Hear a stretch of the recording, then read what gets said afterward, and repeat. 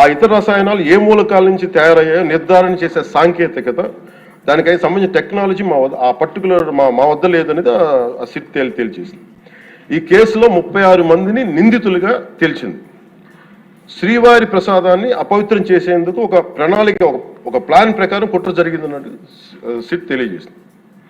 అలాగే దీని ముందు ఏం జరిగిందని చూస్తే, తమకి నచ్చిన సంస్థలకి నెయ్యి సరఫరా కాంట్రాక్టులు కట్టబెట్టేందుకు ఒక ప్రణాళిక ప్రకారం టెండర్ నిబంధనలను సవరించారు.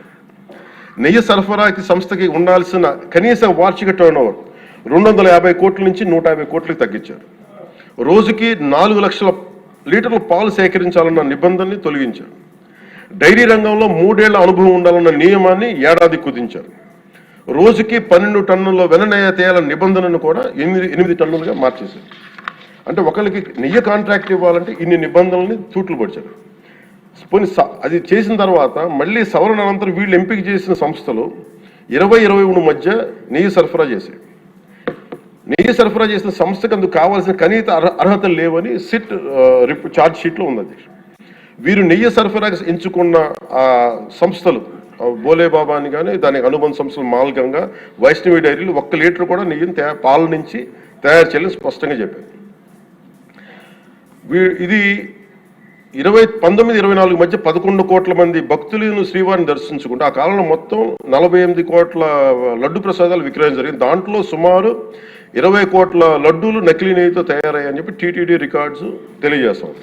ఆ 11 కోట్ల మందికి రసాయనాలతో నిండిన మన లడ్డూలు పంపించారు. అలాగే ఇందులో 1,00,000 లడ్డూలు కూడా అయోధ్య రామ మందిర ప్రారంభోత్సవానికి పంపిణీ చేశారండి. నేను మొన్న మన క్యాబినెట్లో మన గౌరవ ముఖ్యమంత్రి గారు మేమందరం కూర్చొని మాట్లాడుతున్నప్పుడు నాకు పర్సనల్ మెసేజ్లు ఏంటంటే, మన ఈ అయోధ్యకి పంపిన లడ్డూలు ఈ లడ్డూలు కాదు, ఇవి వేరే లడ్డూలు. అలా ఎలా తేడా చెప్తారు వీళ్ళు? దానికోసం ప్రత్యేకంగా అంటే అక్కడ నిబంధనలు ఎక్కడా కూడా మీరు నెయ్యి మేము పలానోళ్ళు కొన్నారు మాకు డీటెయిల్స్ ఇస్తా ఉన్నారు. నేను సభాముఖంగా ఎందుకు వాళ్ళకి పేర్లు ప్రస్తావించారు, అది చెప్పిన వ్యక్తులు కానీ వీళ్ళు కానీ. నేను అడిగింది ఏంటంటే, ఓకే మీకు దాని మీద ఆధారాలు ఏమున్నాయి, మీరు ఈ లాటే పంపించారు అయోధ్యకి అనేది మీకు ఏముంటాయి? ఎక్కడ ఏం లేదు, అన్ని గాల్లో మాట్లాడుతున్నారు వీళ్ళందరూ. ఇప్పుడు మేము అడుగుతుంది ఏంటంటే, దీనికి సంబంధించి కంప్లీట్ పాలక మండలి బోర్డు, టీటీడీ పాలక మండలి board, they have to take responsibility.